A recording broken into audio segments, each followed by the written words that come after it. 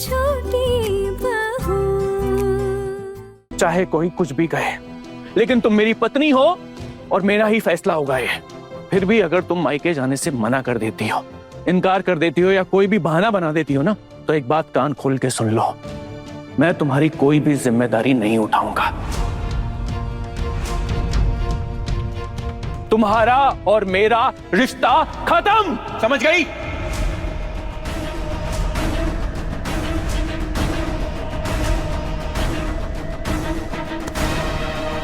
अरे आजकल तो ये सब आम बात है। हमारे जैसा वक्त थोड़ी ना है। अगर सर का बोझ बढ़ जाता है ना, तो उसे उतार कर फेंक सकते हैं।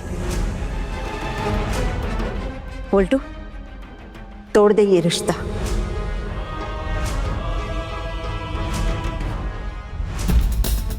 तू ना इसके साथ बिल्कुल नहीं रह पाएगा।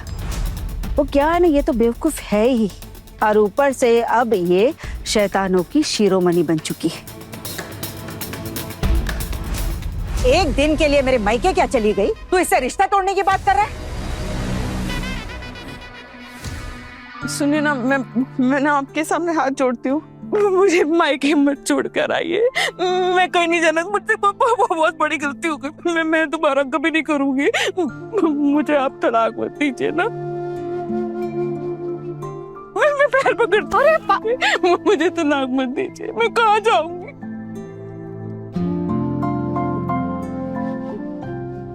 मुझे जो कहना था मैं कह चुका हूं, छोड़ो मेरे पैर। जाओ अपना सामान पैक करो, छोड़ो।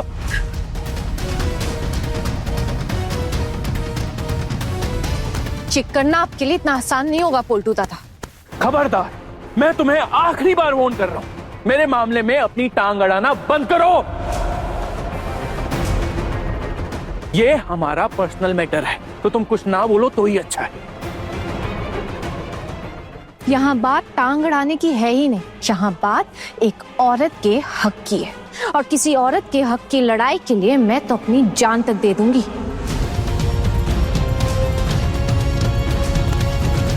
पढ़ी लिखी हूं, अगर इतना भी नहीं कर पाई ना तो क्या किया। अपनी शिक्षा का अच्छी तरह से इस्तेमाल करना जानती हूं मैं। देश में कानून और पुलिस है, और वो औरतों की सुरक्षा के लिए मौजूद है।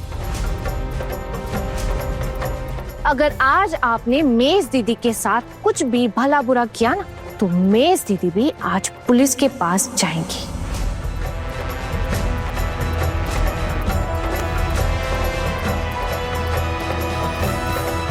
सुन रहे हैं आप लोग कैसे हमारे घर की बहुओं को भड़का रही है लड़की? हमारे घर को बर्बाद करने में तुली है ये बदतमीज लड़की। क्या है ना, नीच खानदान से लड़की लाओगे तो यही हाल होगा ना। पोल्टू दादा,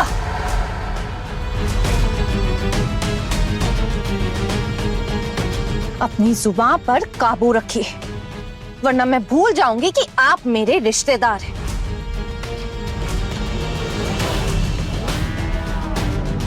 आपको मुझे जो कहना है कहिए, लेकिन मेरे परिवार वालों के खिलाफ अगर आपने एक भी गलत शब्द का इस्तेमाल किया ना, तो मुझसे बुरा कोई नहीं होगा। और आप होते कौन है मेरे बारे में उल्टी सीधी बातें करने के लिए? कौन है आप? मेरे ससुराल में रहने की जगह दी गई है, इसका ये मतलब नहीं है आप घर की बहुओं का अपमान करें।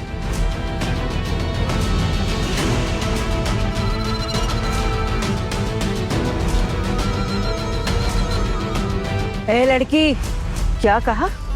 तेरे ससुराल में रहने के लिए जगह दी गई है? क्या मतलब? माँ से तो यही सुना है पिशी माँ, कि ये घर मेरे ससुर जी का बनाया हुआ है, आपके पिताजी का नहीं। और लीगली इस घर में आप लोगों का कोई हक नहीं है।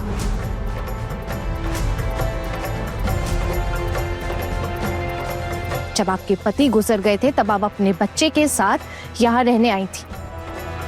वो तो माँ का दिल नेक है, इसलिए उन्होंने आप लोगों को यहाँ रहने दिया।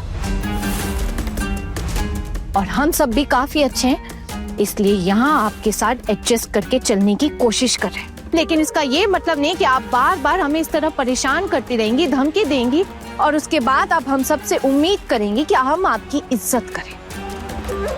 पिशीमा, आपने जो किया था ना, उसके लिए मैं आपको जेल भिजवा सकती थी। पुलिस को तो आना ही था, साथ में इस खूनी को जो पकड़ कर लाई है। अभी तक मेरा जुर्म साबित नहीं हुआ है पिशीमा। तुम मेरी माँ को नहीं बताओगी किसको क्या बोलना है क्या नहीं, और क्या गलत बोला है? तुम खूनी हो। लेकिन सिर्फ आपकी उम्र का लिहाज करते हुए मैंने ऐसा कुछ भी नहीं किया। याद है ना आपको, आपने माँ को गलत दवा दे दी थी। एक और बात सुन लीजिए पिशीमा, अपने लाडले बेटे को समझाइए। अब अगर इन्होंने कोई भी गलती की ना, तो मैं चुप बैठने वालों में से नहीं हूं।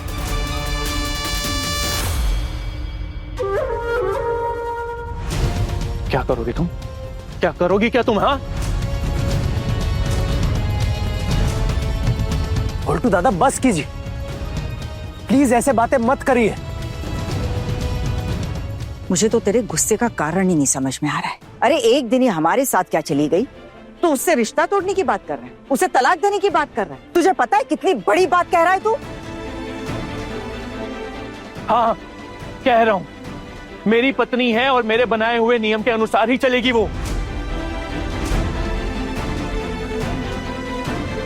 आपने अपनी पत्नी को बाजार से खरीद लिया है क्या, जो ऐसी बातें कर रहे? देवर जी गुस्सा मत कीजिए, वैसे भी हम सब कहाँ जाते हैं, कहीं भी तो नहीं जाते। अब आशीर्वाद के अनुष्ठान के लिए मामा जी ने सबको बुलाया था, सबको न्योता दिया था, हम सब जा रहे थे और मंजली का भी मन था जाने का। आप तो जानते हैं ना अभी भी कितना बचपना है इसके अंदर, लेकिन दिल की बहुत साफ है ये। मैं किसी की कोई बात नहीं सुनना चाहता हूं, जो मैंने तय किया है वही होगा। उल्टू दादा आप ऐसे कैसे कुछ भी तय कर सकते हैं अपने आप? और कौन डिसाइड करेगा कि क्या होगा, कि मैं मेरी पत्नी के साथ रहूंगा या नहीं? फिर से अशांति, फिर से एक और झमेला। जब से ये लड़की इस घर में आई है ना, एक भी दिन ऐसा नहीं है जिस दिन कोई अशांति या झमेला ना हुआ हो। हमारे घर में तो जैसे झमेलों की लाइन ही लग गई है। अब मैं छोटू से बात करूंगा। वो अपनी पत्नी को डिवोर्स देकर इस घर से अगर नहीं निकाला ना, ये घर बर्बाद हो जाएगा, सब कुछ लुट जाएगा। और हमारे खानदान की जो बची कुची इज्जत है ना, मिट जाएगी। आप होते कौन है ये बात छोटू से कहने वाले? आप उसके चाचा हैं, लेकिन मैं उसकी माँ हूं। और मेरे बच्चों से कुछ भी कहने का अधिकार मैंने आपको नहीं दिया है। आप मेरी बहू को मेरे ही घर से बाहर निकालेंगे? आप उसे तलाक की धमकी दे रहे हैं? इतना हक तो मैंने आपको कभी दिया नहीं देवर जी।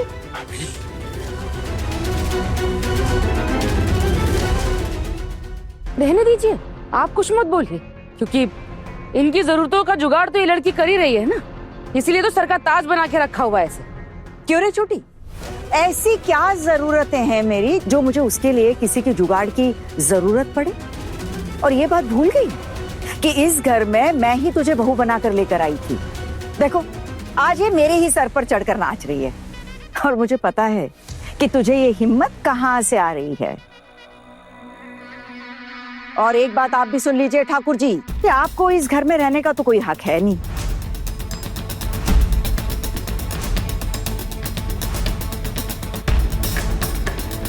हाँ, ये बात उसने थोड़ी ऊंची आवाज में कही, लेकिन इसमें कुछ भी गलत या झूठ नहीं है, और ये बात आप अच्छे से जानती भी हैं।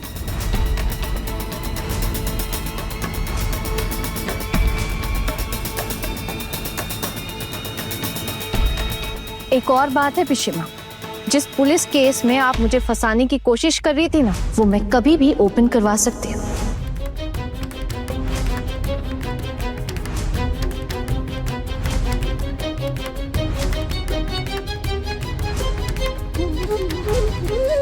बड़े घर की छोटी बहू, रात 9 बजे दंगल टीवी पर।